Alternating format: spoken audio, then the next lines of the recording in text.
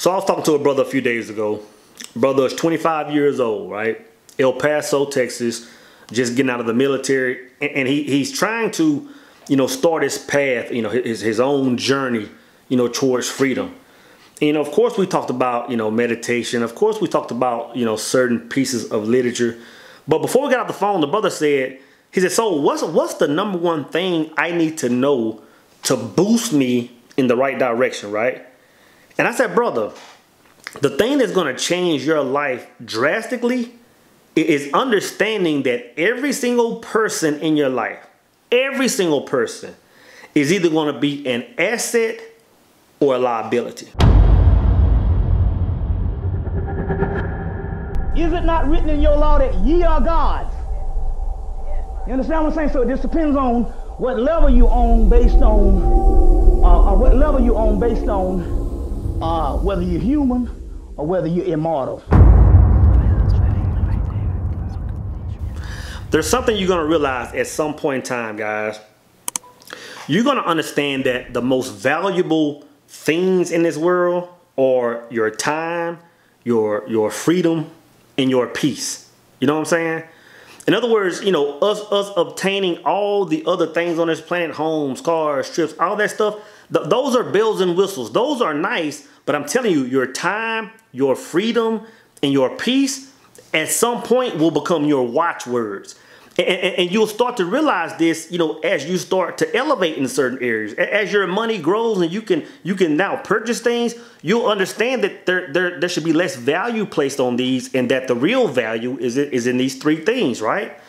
So once you understand that these are your true assets, then you'll start saying, you know what? Well, if this is where my peace lies, if this is where I want to vibrate, then what I have to do to maintain this is I have to run every single thing through a filter. And that means that everybody that comes in my life, everything that I'm doing is going to have to fit in a bucket of, it's either adding to this vibration of mine or it's taken away. You know what I'm saying?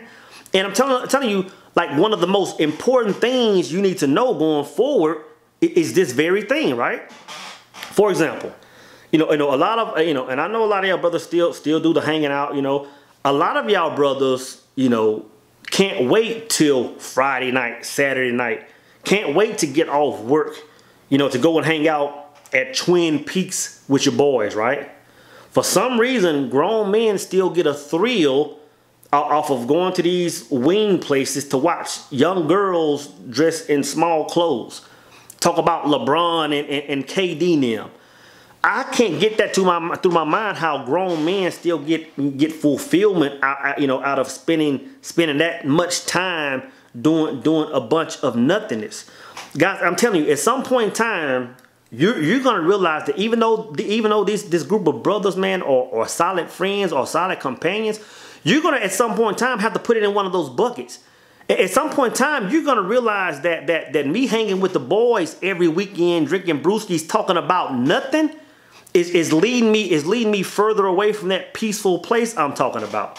At some point, you're gonna have to shrink your circle to only men that give you value. You know what I'm saying? When I think about my most inner circle, right? There are only probably about 4 or 5 brothers in that circle, and I'm talking about brothers that can just pull up at my house at any point in time, and there's gonna be one or two of the day ones that I grew up with. There's going to be, like my brother-in-law.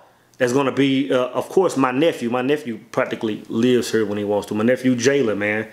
Besides that, man, it's like that's my inner circle. As far as someone who can just, pick up the phone or just come knock on my door at any point in time, it's limited to those guys.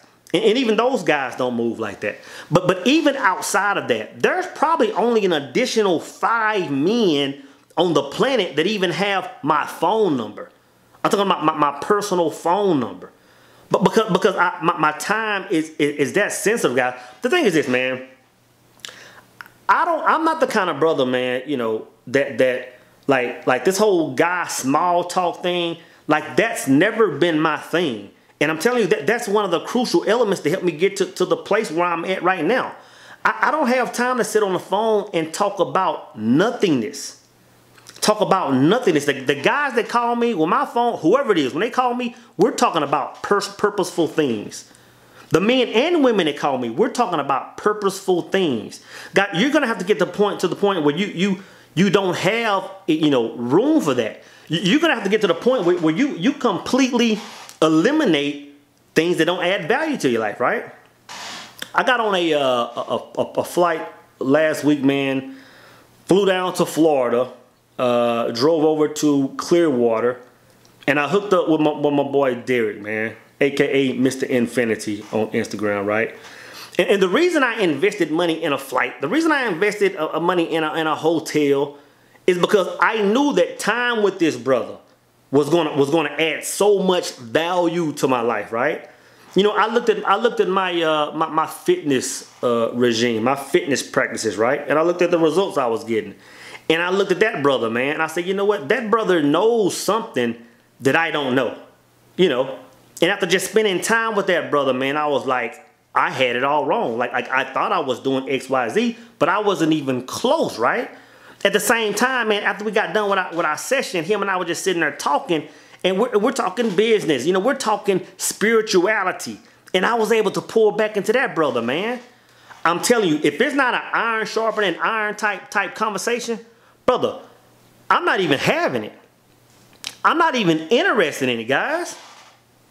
You know, on Thursday nights we meet on Patreon, and we have, you know, a Zoom call. It's like a mastermind, and there's a small group of men in there, and brothers, I'm telling you, iron sharpening iron, iron sharpening iron.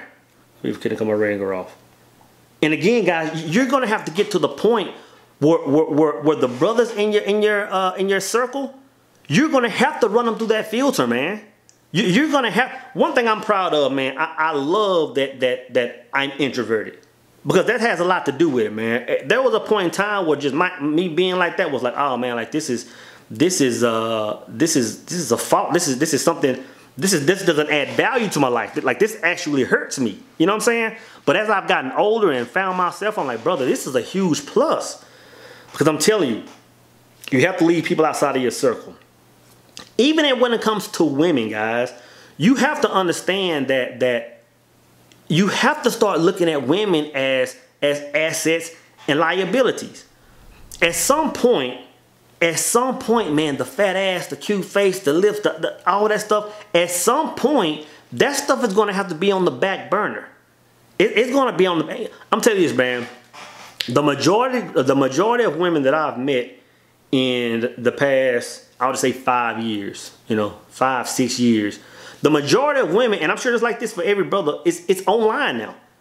It's online. The world has become so small that most women I meet are online.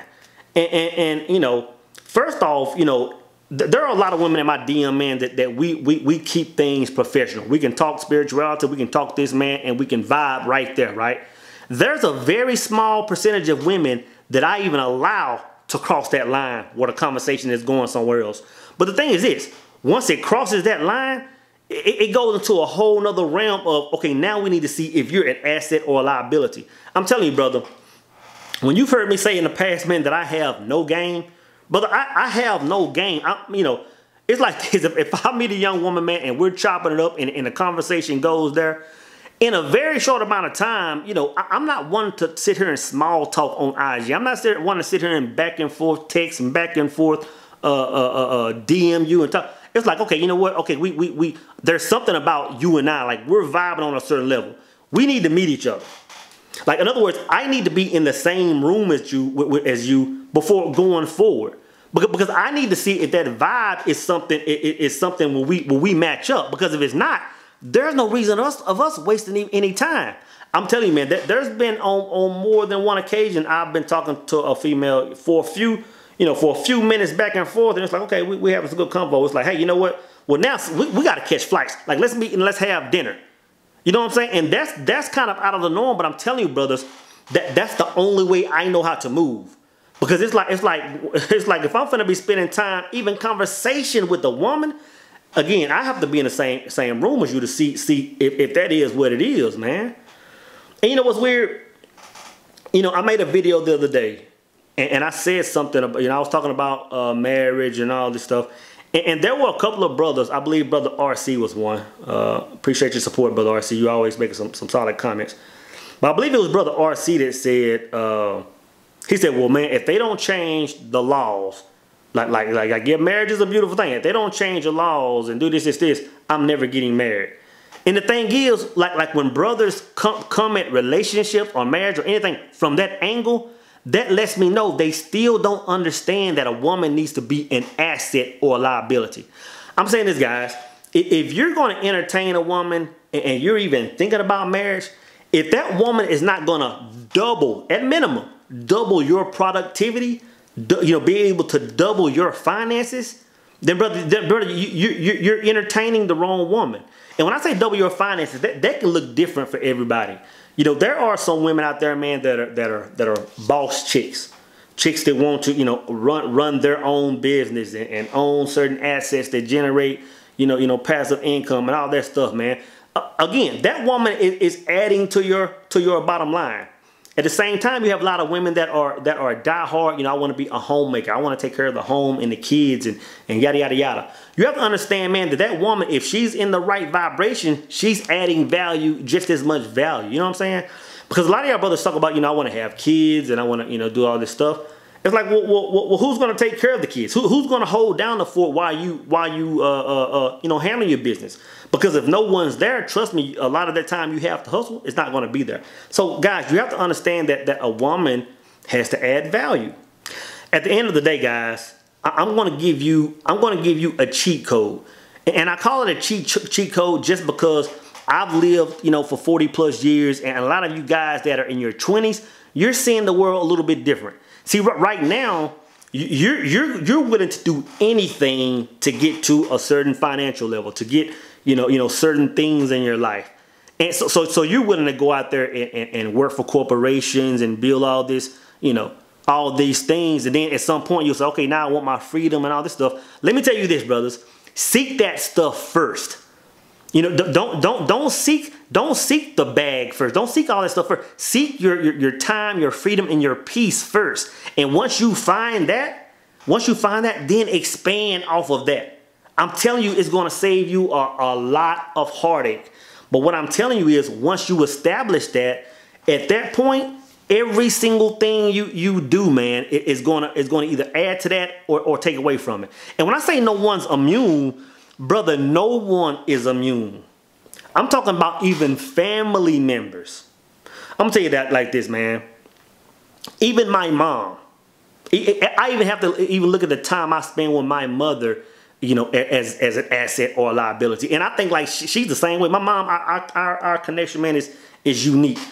We talk about we're going to connect at least once every week and a half. We won't go no more than 2 weeks. But our conversation is strictly based on movement and action. You know what I'm saying? I can say this. Only about 20% only about 20 minutes rather, in an entire year, me and my mom are sitting there just small talking like, hey, how's everything going? Like, hey, are you dating? Are you this? Are you, we don't have any small talk. This is my mom. We don't have any small talk. If she's calling me, she's saying, Mom, this is what I need you to do. I need you to do. Like, I got to go up there here the next couple of days, man, and fix her flower bed up and pull all these trees up. When she's calling me, it's like, this is what I need from you. You know what I'm saying? When I call her and I'm like, sometimes I'll call my mom. It's very rare. Like if I'm dealing with a female, man, and she's like, who are you talking to? I'll say, you know what, let me get your intake on this. And I'll say, hey, I'm dealing with a woman and yada, yada, yada, yada, yada. And she'll be thinking, man, I might send her a picture. And my mom will be like, okay, yeah. And my mom will give me the game. She'll give me the game. So all of our conversation, man, is like, it has a purpose. You know what I'm saying? When my nephew comes over here, man, I'm telling you, brother, when my nephew comes over here, brother, we sit down at that kitchen table and for hours, we're talking about nothing but purpose moves. You know what I'm saying? So all I'm saying is, brothers, you have to put every single thing in that box because everything is either adding to that peace and time and freedom or it's taken away. And I'm telling you, the worst feeling is finding that freedom and finally realizing that you let a person or place or things take it away from you.